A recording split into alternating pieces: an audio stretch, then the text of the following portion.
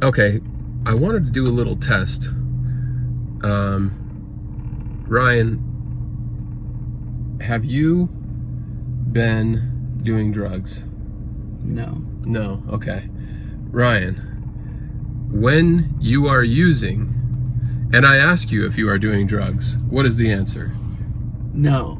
Okay, so just so that's clear, if you want a lie detector test to discern the difference between the no, I'm not using, and the no, I'm not using, you know, there are different things that you can identify, but the most effective and the surest way to know is a drug test.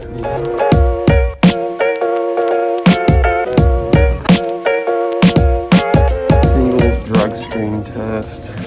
What is a test? We'll probably test for the basics. Marijuana. That's just only. marijuana, and then a multi-drug screen test. They got marijuana, cocaine, amphetamines, benzos, and opiates. Cool. Your majors. You can get a drug test anywhere, depending on whatever your person is using. You know, if they're a heroin addict, then you're going to be wanting to test for opiates. But if they're using fentanyl, you're going to have to be aware that you do have to buy a special test for fentanyl. Or if they use cocaine, find the one for cocaine, because drug tests usually, according to price, like if you buy just a 5-panel that has just like the base, the 5 baseline, it's going to be cheaper than if you want like a 12-panel that tests for an assortment of things. A couple pointers on a drug test. It's important for them to be consistent in that they're actually happening on a somewhat regular basis, but random. Yeah. So that they're not predictable. Yeah. If an addict knows when it's coming, then that will give them more of an opportunity to prepare, to deceive, and you know, either get, you know, someone else's urine to test. Or whatever way. urine. So I actually had one of my really good friends, when we first started using, his mom started randomly UAing him. And so he began sleeping with his synthetic urine on his body in his boxer briefs, because his mom figured that like he slept in his briefs, and so that was the time to catch him, that he would be most vulnerable. But no, that was, he had it on him at all times. And so the lengths that we will go to pass a drug test are beyond, like, you don't know what we will do. So a couple things on that. So there's 2 purposes that I think your friend did that. One was because he would have it on his person, so that if his mom randomly in the middle of the night was like, hey, drug test now, like no preparing, he was prepared, even though she wouldn't think he'd be prepared. But the second thing is that some drug tests can actually measure the temperature of the liquid. And if you're pouring in a Capri Sun, it's not going to be 98, whatever. And so your buddy was keeping it near his body to warm it up. And so you're exactly right. Yeah, there are great lengths to go to hide the addiction and to perpetuate it, because if the people around you don't think there's a problem, then, you know, why do they need to worry about it? Yeah, you're good. You know, there's a false sense of security. You can keep using, keep getting high, and life is good. Yeah, it's crazy and how that good, works. I mean miserable. Yeah. I could use heroin today, and if you drug tested me on Friday, if I just used it today only in a little bit, I'm going to fail to pass a drug test for opiates on Friday. There's ways to work around it. So yes, random, and make sure that they are searched and watched when they do it, because there's so many ways to fake them. One experience we had, you insisted that you were clean, and I said, okay, let's take a drug test. You came over to my house to take a drug test.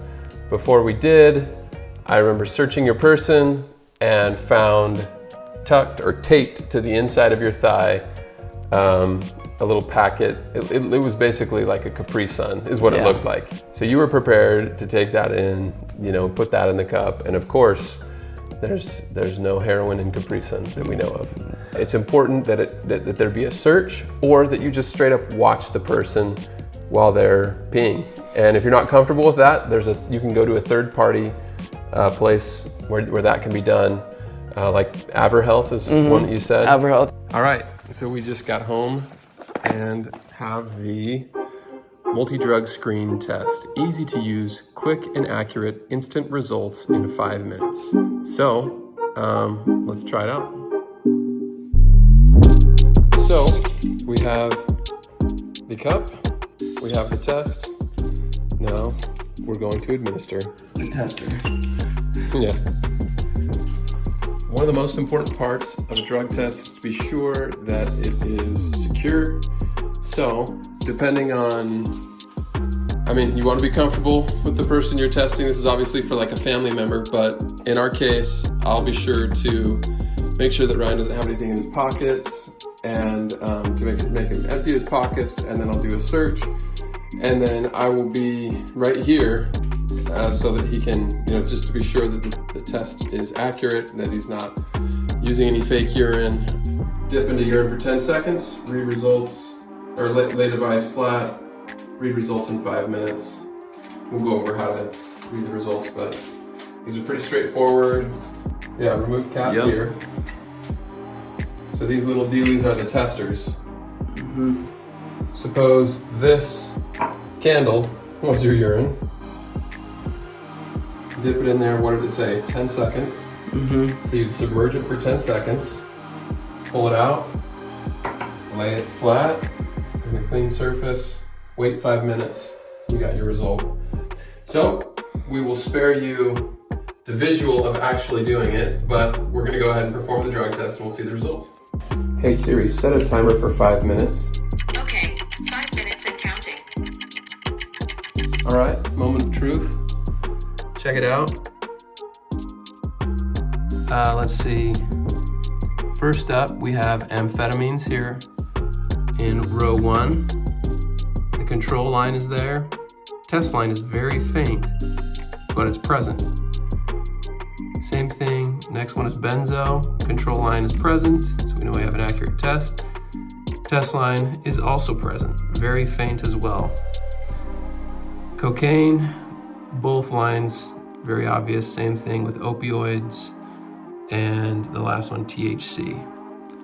So, I used to wonder, does a faint line mean that you've used a little bit of drugs? No, that's just kind of how the test works. So, anyway, a faint line is a line, and if you want to be totally sure, you can just do another test, but usually that's more indicative, I think, of the test than it is of the testee.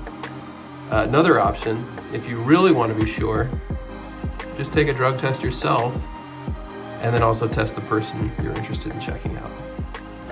So right now you're you're participating in what's called the Diversion Program as a result of some former offenses that you're getting cleared off of your record. In order to do that, you're going through this program, which includes regular drug testing. Just recently, you popped dirty, meaning you tested positive for amphetamines, which is so bizarre because you never used amphetamines, or that wasn't your drug of choice. If you're going to relapse, you're going to use heroin. Yeah. But in needing to take it seriously, what do? We take another drug test, which is exactly what we did. We took another drug test. Ryan tested clean. That's the value of having multiple drug tests. When they're $2 a piece at Target, you don't have to rely on just one. We did some research.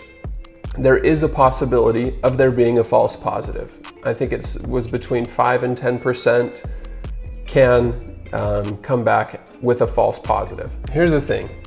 If you're dealing with an addict, then 5 to 10% false positive rate becomes 95 to 100% is a false positive. Amen. If they know that there's even a slight possibility that there could be a false positive, then every time it's probably a messed up drug test. Again, you have multiple drug tests available. Yes. They were less than $2 or so a piece at Target. We bought a 5-pack for $10.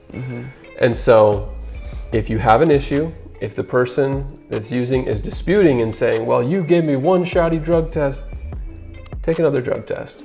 The other thing you can do is you yourself, if you're clean and you're holding someone accountable, take the drug test yourself and verify and say, well, how come I'm not testing positive for opioids?